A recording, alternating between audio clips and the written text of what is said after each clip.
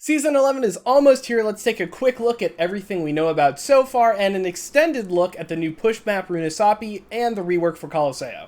So, Super Mega Ultra Watch is here. That is going to be the theme for Season 11. It is like the Power Rangers, Ultraman kind of thing. I don't know if you know the bug skin for Soldier 76. That was kind of the same thing.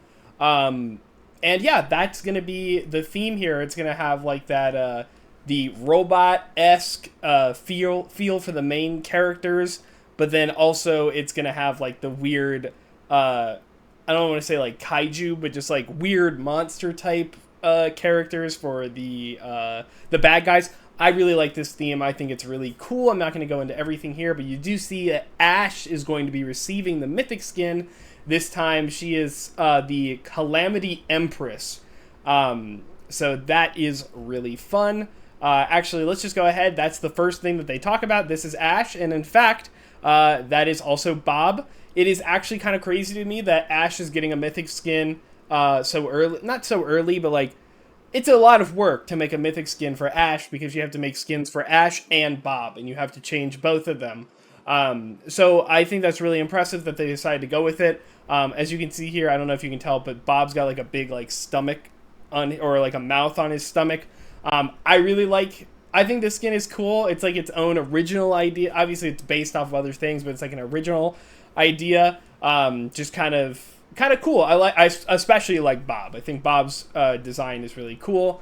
It'll be in the Mythic shop, all of that good stuff. Nothing too much here. The big thing though is that, you know, we've had weapons skins before, shop weapon skins, but they are actually introducing a Mythic weapon skin that is going to be coming closer to the end of the season. This is going to be what's it called here? It's for Reinhardt, and it's called Bound Demon Reinhardt weapon skin. If you watch the trailer, you see it's got these really cool like basically like kill stuff. You know, in Valorant when you can unlock like the guns have like different kill animations and stuff like that. Reinhardt's hammer with this mythic hammer actually has like people kind of erupting into lava and other stuff. And I think there's some other things that we probably don't know about so far. But big thing about this is that if you don't like the mythic skin, or you have some mythic points that you didn't spend on the whole mythic skin, you can instead use it on the Reinhardt weapon skins, and I'm sure that more of them will be coming down the line. Now, I will say, though, it is a little disappointing that you can't get both the mythic skin and the mythic weapon. That is obviously Blizzard trying to get more money out of you if you want both of them. But it does kind of help to have some choices about like, well, I can use the battle pass and not have to buy that skin that I don't like, or only buy parts of that skin and then get something else that I actually like. So at the end of the day, I think it's fine, but I'm going to always prioritize a real skin over just a weapon skin, so I probably won't end up getting this one, sad to say, although it does look pretty cool. The premium battle pass, yada yada, it's going to have skins for Genji, Reaper, Sojourn, plus some lifeguard skins. The lifeguard skins, in my opinion, look really good. I also like the Ultra Watch skins too. I think it's a pretty good lineup. I will say it's a little weird to me that they're mixing them, where the battle pass is half Ultra Watch and half lifeguard, and then the shop skins will have the rest of both of those lines. I think this is just a way to cover their bases in case one of the skin lines is more or less popular than the other, so they get like a good middle ground on what money they would have gotten from the shop skins. But you know, I don't know about that. I would always love for them to go completely in. Every single skin in a battle pass matches the theme that they're going for. I think the best we got was probably the D&D season. I think that was pretty close. Even the epics were on theme for the most part. So yeah, it seems like a fine battle pass. I haven't seen everything in it yet, but you know, there's a lot of the good skins that are in the shop, which they kind of know about, so that kind of sucks. So yeah, this is what's going to be in the battle passes. The premium battle pass, which is the one you pay for. You get the 80 mythic prisms and 5 legendary skins. You get the epic Lucio lifeguard. You get some credits as always. You get additional stuff, all the regular stuff, right? Then if you buy the big bundle, it comes with actually 2 legendary skins this time. It's going to have the Kaiju Roadhog and Kaiju Zenyatta. It only shows the Roadhog here, but I think they're very silly and funny. I am a fan of these skins. I specifically like the Zenyatta one a lot. But yeah, anyways, Pink Mercy is back. We all know this at this point. It is great to see this back. The last time they did this and made like just under 13 million for breast cancer research. All the proceeds this time and last time going solely to breast cancer research. So that is very good to see. They're going to have 2 bundles, so you can buy just Pink Mercy for like $15. Or you can buy this bundle with Pink Rose Gold or Rose Gold Mercy and a couple of other sprays and things for $20. So if you want to be a big spender and feel like Blizzard's trying to nickel and dime you, they aren't, because all of this is going for a good cause. So if you really do want to give, $35 to them, it will be going to a good spot. If you like this stuff. I think, since I missed Pink Mercy the first time, I think I'm actually just going to go ahead and get both of these skins. Even though I don't play Mercy very much, I just think they're cool to have. And it's great that they are here again. Great. Here's something that I actually recommended in my in one of my recent videos about how Overwatch should slow down and have some other kinds of like easier to do content updates. Community made modes or community balance patches. That's exactly what this is. They got 4, not exactly, but it's basically what this is. They have 4 creators that took over parts of the roster and made tweaks to them. And that is going to go live on Thursday. So it is launching with this game mode. I am pretty sure that the actual Ultrawatch game mode is not launching right away. This is going to be the fun game mode that we're going to get right away. And then the Ultrawatch one will come sometimes halfway in between, probably. Also, I guess there's going to be an event in-game where you can get this Aztec Sombra skin that I think is pretty cool, but I wouldn't buy in the shop, for free. If you play 40 games, which means wins count as double, so as low as 20 up to 40, right? Great. I love to see it. It's another skin that I do like, but I wouldn't have gotten otherwise, and now I get to have it. So I think that's perfectly fine. Good for them. Earn drops on Twitch. I would regularly say this is, just whatever. However, I stream Overwatch on Twitch, so you should stop by twitch.tv/LaneHemingway, and I will have my drops available. That is going to be June 20th to 24th. I'm going to have to, June the 20th is when Shadow of the Erdtree for Elden Ring drops in North America, so I will have to be balancing my time a little bit over the weekend, trying to play both new season and Elden Ring, but there will be some campaigns. Actually, apparently there's another one from June 25th to June 30th, so a lot to look forward there. You should stop by. Anyways, okay, so I'm going to skip ahead. I'm going to skip past Runesapi real quick because we're going to end with that. But Hero Mastery, Kiriko and Soldier are getting some Hero Mastery stuff. Sounds like there's an event as well to get some extra Battle Pass XP. I know this is not an unpopular opinion, but if there was any way technically for Blizzard to get these into the while you wait queue, absolutely would love that. I don't play these very often, but I think I would much more if they were in the queue. Only 2 of them are coming this season, at least that we know of. That's going to be Soldier and Kiriko. That's about it. What else is coming in the season? Let's talk about Mag Grenade, because initially we thought Mag Grenade was getting changed, but in fact, it is getting replaced by a flashbang. It's going to do exactly what they said it was going to do anyways, but they're just going to call it a flashbang. Right? It's a flashbang that causes hinder. It is not full CC, it is not hard CC, or it's kind of hard CC, but it's not a full stun. It is still the hinder effect, but it's only on a very short explosion radius like flashbang used to work. Yes, we are getting closer to old flashbang. It was a failed experiment, but it's okay. We'll see how Cass functions now. I think we all probably loathed Magnetic Grenade way more than we did actual Flashbang. So I'm happy to see that we have finally gotten out of the magnetic part of the grenade. And Colosseo is getting some changes. That is great to hear. One thing that does not look like it is mentioned in this blog post is that there is going to be a Transformers event. in Overwatch. And if I had to guess, obviously Bastion and Ramatra are like the top picks, of course, to get a Transformers skin. Diva is probably also a top contender. From there, any of the Omnics, Zenyatta, Orisa, Echo especially, actually, I think, too. Starscream, Echo, Starscreech, I don't know. I don't know Transformers very well. Anyways, I'm very much looking forward to that. They just showed a logo, so it's probably going to be way later in the season, but that's a cool thing to see. A lot of people have criticized us so much about this being like a cosmetic season, but we do have to acknowledge that this is a season between heroes, and the hero seasons are the ones that have the most stuff happening with them. And also, sorry, 1 second. Ooh, okay.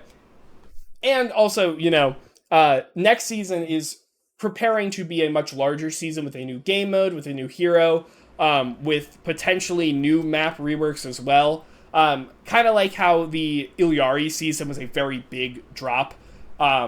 That's kind of what I think we're going to be looking at, maybe not on the same scale, but to a lesser degree next month. So this season being a little lighter, it's just kind of going to happen, right?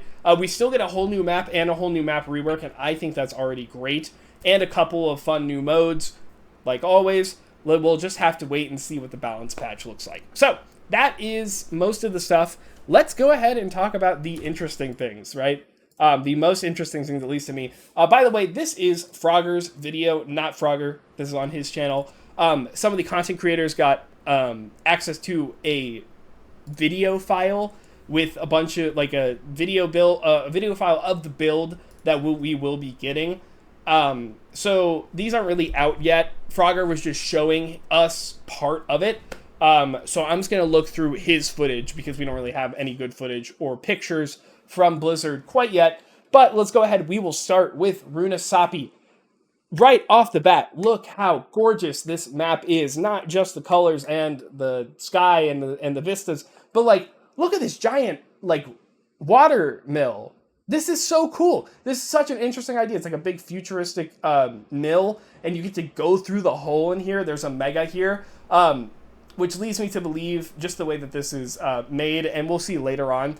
Up here, you see here, that's going to be where the bot starts, right? This is going to be all the way over here, and this mega is really far away from that point. I feel like that's something important to note as well.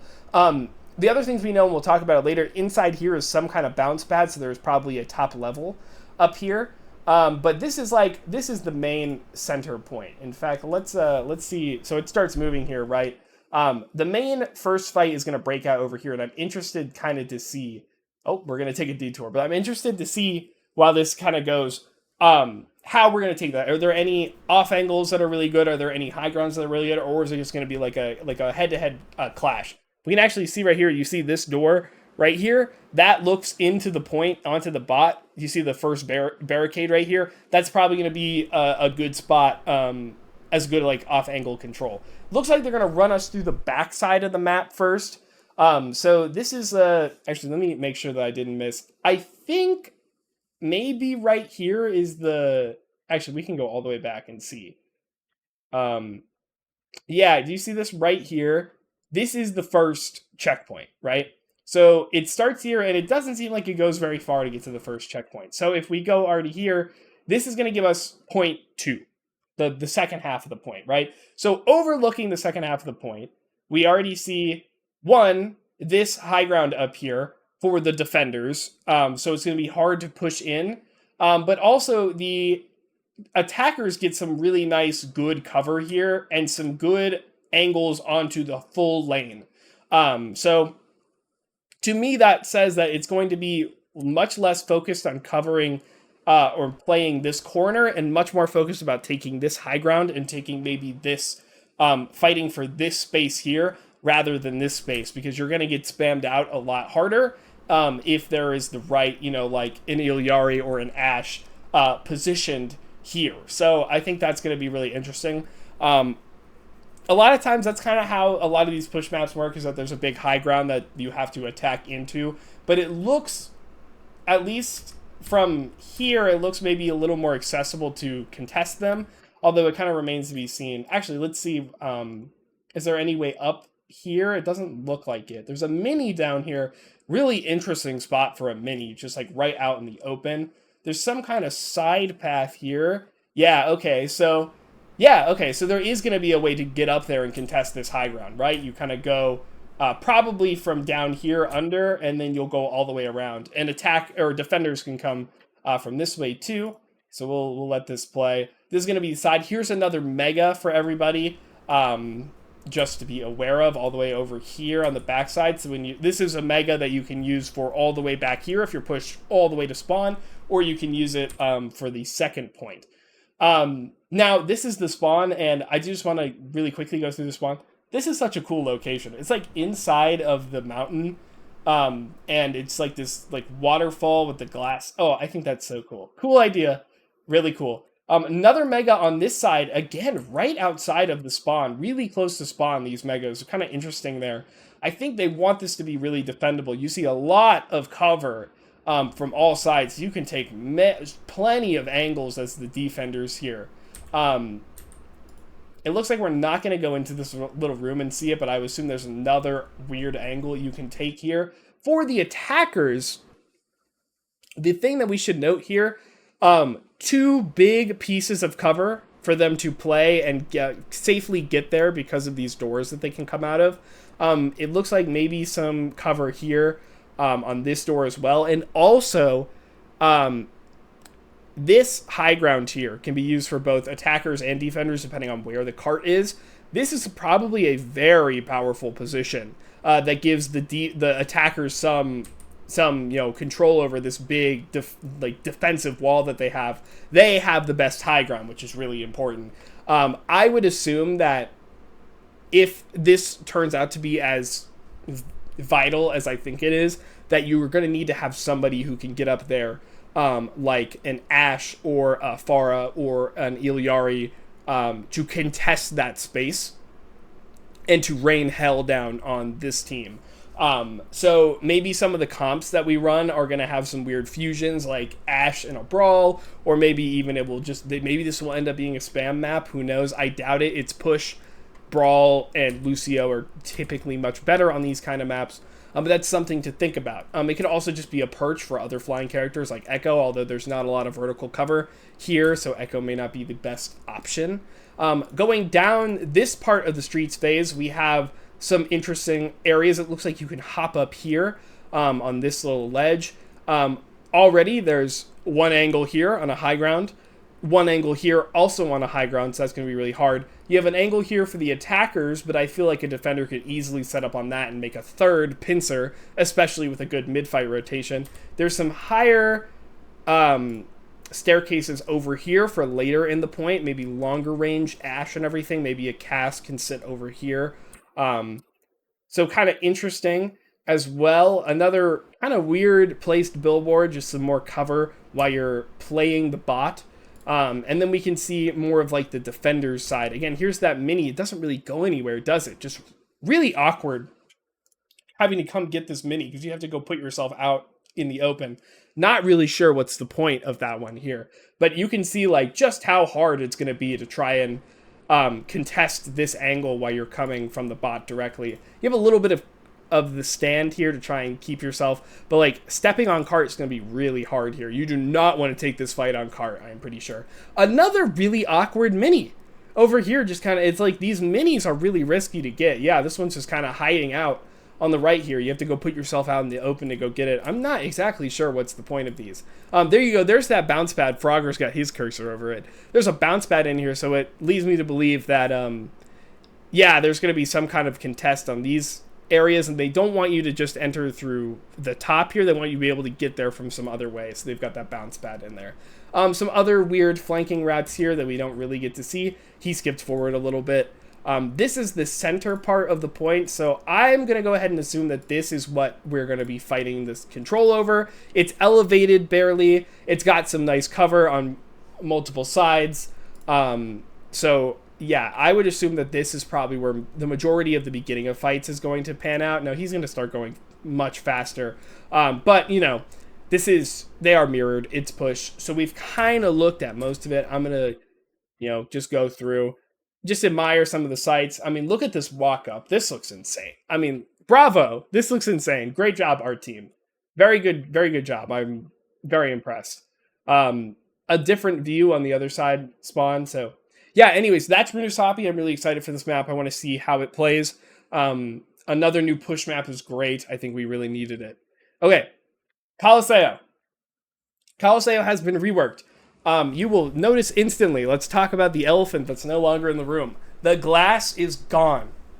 This is big. This is so big. We can finally better, like, we don't have to just spam down the corridor. Now we can actually, like, weave in and out of these weird spaces. We don't have to play these weird, pokey, like, you know, just either, like, really pokey, boring comps or, like, play our faster comps, like, really slow and really non-committal.